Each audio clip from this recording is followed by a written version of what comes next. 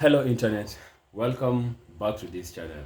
As you can see today, I have a guest with me here. I have my brother and my friend here, Eugene.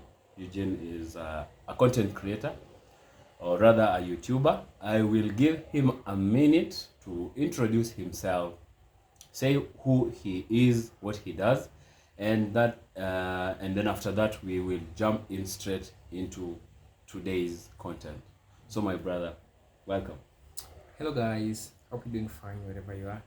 I'm Eugene Stories, and maybe you've come across my channel, maybe not. You can consider checking out my videos, and I'm so glad that I was invited here. And let's get into the business. Thank you very much, my brother. So Eugene is also a content creator like me, just like you've heard, and his channel is Eugene Stories. I will link this video to his channel so you can check out my boy here and also see that amazing content he does. I will also show the name of his channel on this screen so you can be able to go and check out and support my boy. So without wasting much time, we jump in straight into today's content. And today in this video, we are going to react on a video we came across recently. We will watch this video together. We'll come back, give our, as usual, our honest, detailed analysis. So let's dive right in. Okay. Recently, 7 African countries decided to go and put a call for peace to Ukraine and to Russia. And we raised a number of issues. Zambia was represented, Comoros was represented, Republic of Congo was represented, Senegal was represented, Uganda, as well as South Africa. So we were all represented, and Egypt as well. So we were all at one, that even as we were going to address an issue of the war which has had a negative impact on the African continent, which is the rise in prices for food, rise in prices for fertilizers, we were clear that we are not going there as beggars. We are not going to ask for a favor to both Ukraine and Russia. We were going there to say, open up the Black Sea Channel so that the grains and the fertilizers should go into the world market. So we were not on a begging mission, even as we are in great need as a continent and all that. That should go to demonstrate that Africa should never be seen as a continent that needs generosity. We want to be treated as equals. Even in the multilateral institutions, we want to be treated as equals. And if our equity is at a low ebb, there must be ways in which that can be addressed. To us, this is very important. Our sovereignty is one of the things that we hold on dearly to. And we demonstrated that very clearly to both President Zelensky and to President Putin when it came to this issue.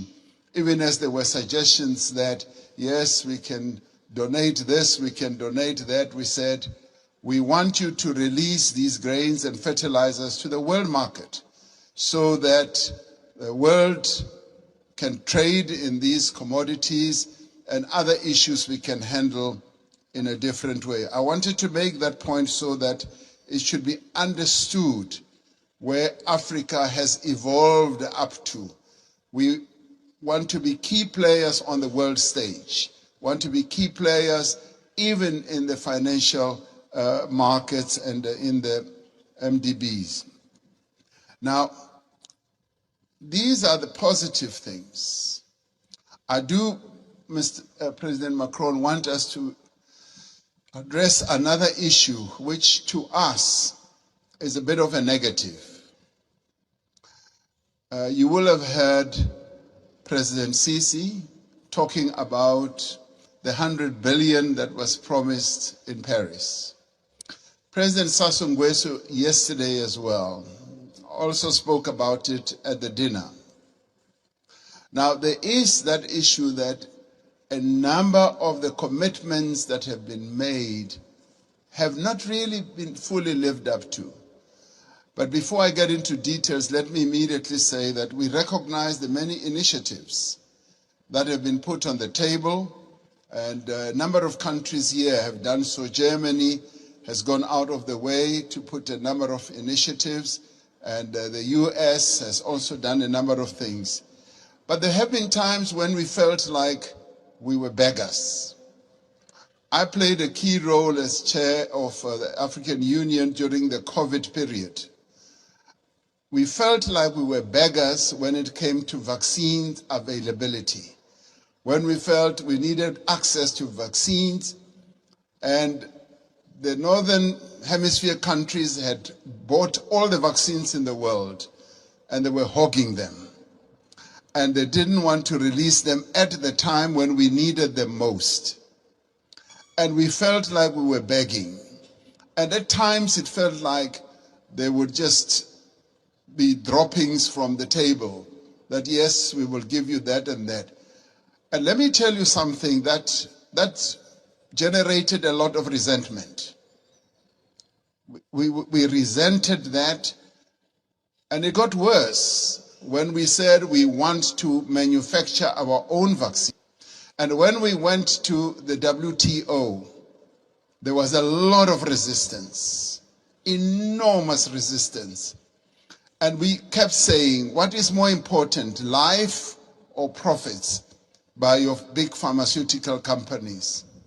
And that too, I must tell you now, generated and deepened that disappointment and resentment on our part, because we felt like life in the Northern Hemisphere is much more important than life in the global South. And these are issues that need to be addressed. And I'm glad that we are all seated here like this, because we've got to get to the heart of these matters and address them. Now, I come to promises that have been made. And Chancellor Scholz was saying, we've got to walk the talk. Yes, we want to see the talk being walked. President Sassou Nguesso yesterday said at the dinner, $100 billion was promised per year. And he was saying, I've never seen that. And many of us will testify that that $100 billion has never really been made available. And this should stand out as something that needs to be addressed. Because sometimes we sit at conferences like this and say, yes, we'll make this available, and we believe you. We believe you, but now the tire must hit the tar. We must now see action flowing from that. Well, so my brother, as we have heard and seen from that video, that was a conference by African heads of states. And we do this video on a backdrop of a video that I did recently, and that was talking about, speculations from some European guys saying that there will be a war between Africa and Europe, just because. And when we actually analyzed the video, it's just because Africa is asking the West to stop exploiting Africa, because it's just simply not right. And I remember saying in that video that there is no war by someone asking you not to pick what belongs to them forcefully or by deceitful means. And now in this other video we have today here, the conference that gave birth to that video, just to give a brief history, France and the entire West was actually questioning heads of states from a couple of countries in Africa who had gone to Russia for a meeting.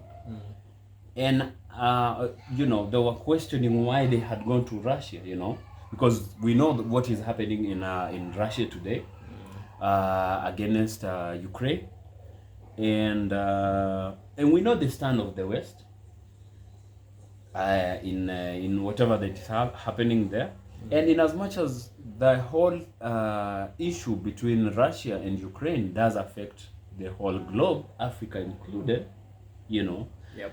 but it's not. It is about Africa to decide what we want to do about. We also have our voice. We just want to echo that Africa is also a big player. Africa is a powerhouse in as much as the West can try to deny as much as they want, but Africa is now a powerhouse. Is a growing powerhouse, and we are a big player, and we can make our own decisions. Why do they have to question us? Why does France try to label African presidents who went to meet President Putin as beggars? Yeah. So my brother, what do you have to what did you deduce from this video and the whole Okay, first I'd like to say thank you for the chance to let me speak about this, because these are things that we need to talk about. Now look at back in 2019 when COVID-19 was prevalent in Africa and other European countries. And the first place that these people found the vaccine was in the European countries. Now, the Western leaders tried to hold these vaccines, so that they can propose some agendas to Africans and strike a deal that if you agree with this, we're going to give you this. If you don't agree with this, we're going to give you this. Now, listen to what Ramaphosa is saying. Ramaphosa is saying that African leaders came together and found their own way of coming up with their own vaccine, and this message never hit them right. What can I deduce from this? I can deduce from this in this sense is that they will always breadcrumb Africa. They will try create a problem. After creating a problem, they have the solution. After having the solution, they'll want you to strike a deal with you, and then they bring a problem and then they sell you the solution. They sell you the solution to the problem. Now, I want to give in their own terms. Yes, I want to give you a recent example. What's happening in Kenya? That's why people are saying that somehow Ruto is a sellout. Now look at the identification system of Kenya. Yeah. Just recently, Bill Gates is coming to Kenya, right? He's coming to Kenya introducing the new system of identity where we are going to... The digital identity something, yeah. Yeah, they're going to put chip on your skin. Now, putting chip on a skin is like a trade-off, It's like a trade-off. They're going to access Kenyan data, African data, wherever you are, what you're consuming, what you're doing, going with it back in the West.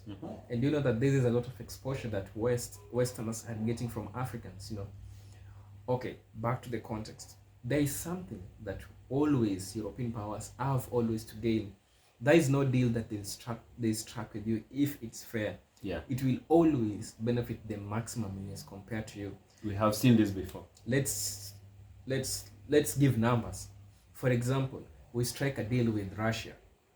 Leave alone Russia. We strike a deal with the USA. 70% it will benefit USA. It's only 30% that will benefit Africa. Breadcrumbs. So what I'm saying is this: Africans are standing tall against all these odds, And tell you what, even if this person is saying that there'll be war between Africa and the European countries, it is obviously Africa will win this, because we have always won. If we were able to chase the colonizers out of our country, back then we didn't have guns, we didn't have the technology system that today we are having it. And look, the future says that in every group of 4 people, 2 or 3 will have the African descent. Yeah. Do you know why? It is because we Africans, we are scattered everywhere. Yes. So tell me, if European countries are having blacks in the European countries, if you go to India, we're having blacks there. If you go every different places, you'll find a black person. Everywhere. So who are we going to fight with? we have already overwhelmed them, you know. Yes, we that's obvious. Yeah, we have already overwhelmed them. I'd like to say something first. Lastly, then I'll let the baton to you. Oh, okay. Africa, it is not the same Africa that you have. Remember, in the past we had leaders who acted as the puppets. They agreed to and conform to everything which was happening. Yes. At least even if you are having them, the number is being reduced, you know. Yeah, and even the sure. puppets themselves, they are coming out and saying that we did this. Like, for instance, the conspiracy of the murder of Muammar Gaddafi. Yeah. We all know the person who was behind it today, because we are exposing it one by one, and Africans, we need to stand stronger. Yes. Because they realized that we are getting stronger. Now they're getting different ways of trying to come back to Africa. Yes. Yeah. Thank you very much. I would love to just add on that, and I will still insist. And I have always said this in my videos that we all belong to this planet. Huh? No one of us belongs to this planet more than the Earth. Yep. And none of us belongs to this planet less than the other. We all belong here, and we have to accommodate each other. Africa is a huge landmass of over 50 independent states. Okay, and I don't know why the West will always think that Africa is chained to the West, that they have to decide for us. We don't owe them anything. We don't owe anyone anything. In fact, they owe us our artifacts so much. They owe us the slavery, the things that they did to us. They owe us a lot of things. We don't owe them nothing. But still, to date, they want to make decisions on our own behalf. We are not going to accept that. And enough is enough. Africa is rising. Africa is standing against imperialism. That is still 50 or maybe 5 or more decades after the imperialists left the continent. They still have ties of neo-colonialism. We have to know who your friends are. We're not going as Africans making enemies out of people's enemies, you know. And in this, just to put it clear, in this scenario between Ukraine and Russia, we are only affected as much as we're not getting, maybe because we are also part of this globe, we're not getting enough supplies in terms of grains that maybe we depend on Russia and Ukraine to supply, just like it is affecting the entire of the globe, you know. And it's because if there was a war between any other Africa or in Africa today, many other players and many other nations would be affected, because we are an interconnected world today. So when African countries go to try, and we are also a big player, like I mentioned, we can also broker peace. You know, it's not about the West that have the right. We are only, and so anytime we see, because the West seemingly want to pull Africa to take side with the West. And I will say again, your enemy is not going to be my enemy. Let me have my enemies of my own. We're not pro-West, we are not pro-East. We are pro-Africa in the spirit of Pan-Africanism. You know. That is just to echo the words of the latest president of Senegal, that he said that Africa belongs to no one else but the Africans. So there is no point in let me just add on to something else you say, that black people are now found everywhere on the globe, you know. And I think this is just scaring people out of their places, you know, that black people are going to take over, because Africa has always been a powerhouse, but through dubious means we have been pressed hard on the ground, you know, for the longest time. But today Africa has woken up. Africa is realizing its position in the global space, in the global map, and it is taking its position. So people today are afraid, are frightened, are running around frantically, because Africa is not the toy they used to pull around and to play with. And I think those are just signs of someone who is afraid, is already frightened, and you know, what else can we tell them? They need to expect this. They need to let Africa breathe. We need to let us have our space and make our own full decisions. Yep. Yeah. So I don't know if you have something else to add to this video. We have a lot of things to say actually. If we start saying, we will talk about, Yeah. we'll not leave. But I'll say something, huh? Okay. And someone said somewhere that the West does, or Europe, let's talk about Europe, or Africa so much. From an apology for whatever they did, the enslavement, and they stole our resources. Huh? I'm not contradicting when I say they exploited us and forced enslavement and everything. They have never actually apologized. What have they done to apologize? They still come back to Africa, exploit. They should return our artifacts. Someone once said that pyramids in Egypt and Sudan today would not have been in Africa. Were the Europeans able to lift and carry them to Europe? Yeah, to Europe. To Europe. And that is just nothing but a plain truth. We can never get to the end of talking about what was done to us and what we are not going to accept again. Yeah. But we will keep fighting, because I have often always said that if nobody stands for Africa, I mean, if Africa does not stand up for herself, nobody shall stand for us. Yeah. And as much as I still feel like fighting things like systematic racism and such exploitation like this of the so-called the giants in the West to younger economies, it should be, I feel like sometimes it is a collective responsibility, even the one that has been, if truly the one that exploited Africans for so many years feels what they did is wrong, now we should be together here to fight this. But before they accept that, or I don't know if they're ever going to accept that and join in the bandwagon of fighting for justice, racial equity, racial justice, and equity of all people on the globe, Africa will stand. Africa must stand and fight for itself. Yeah. So in this video, we just wanted to give that reaction to this video. I don't know if my brother has something to add before we... Maybe just a little bit of something to add.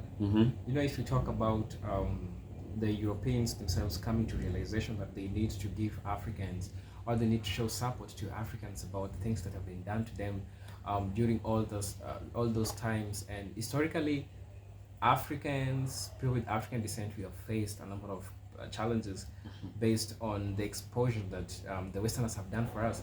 For instance, look at what's happening in the Congo. The children, people of underage, are being put in those mining of those metals and the corrosive and the harmful materials which are found on those mining areas. Yes, you can see how exposure Africans have been done, and this shows you one thing, there is at no point where Europeans will come to realization that they need to practice humanity. Rather, what will come to their mind is greed. As I told you earlier, if today Africa strikes a deal with any European country, 70%, now since they're striking a deal because majority of the deals which are being talked about there will only benefit Europeans. 70%, only 30% will benefit Africa. 70% of the spoils will also always go to Africa, to the West, and also know that the 30% will go to specific African leaders, because Africa will still suffering with things like corruption, embezzlement, and all those things. So talk about the West has always found its hand in African political affairs. It's always meddling because it's trying to influence and get puppets that are going to to help them do the things, to have them do their business. So even when we talk about the embezzlement, technically it is still an exploitation from the West. They always want to have puppets of the West. Another thing, look at the UN. What's the UN doing? One fundamental function of the UN is to provide peace and ensure security in Africa and the globe itself, Yes. But if today we are taking the UN is observing what's happening in Congo. The UN is observing what's happening in Ukraine and Russia. They ain't doing nothing. These people are hypocrites. Just 2 months ago, a large number of Europeans who worked in the UN office put in Nairobi, Kenya. What are they doing here? If they can't even solve the problems which are happening in Congo, they can't solve the problems which are happening in Ukraine and Russia. What are they doing? Yeah. So that's total hypocrisy. What kind of work are they doing in Africa? In Kenya, we don't need them. We don't have any political instability which is happening. Yeah. So they need to just pack and go. We don't need them here in Africa. We have our own selves. We can do the things the way we want. We have our own voice, and yeah, it's not like in the past they used to decide us everything. I think in conclusion we will say this, Africa has its own voice, okay? And on a table, on a round table, every country, be it China, be it the United States, or whichever country in Europe, will come to a negotiation table. Show us what you have, and let's agree, and then we will show you what we have. Yep. And then let's agree on a common ground on terms that we and you have taken part of, So what we are just saying is, to actually put it clear, for example, in Russia and Ukraine, Africa advocates for peace for both the Russian people and the Ukrainian people. War is not going to help us, and is not going to help anybody either. But to ask us whether we are pro those that are fighting these ones or pro those that are fighting against the other ones, no, we want peace.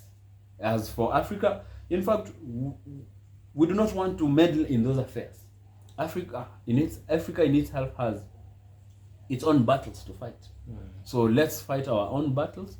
Let's stand against imperialism. Let's stand against being toyed around and told who to support and who not to support. Yeah. Because Africa must rise. So I think we can say we have come to the end of this video.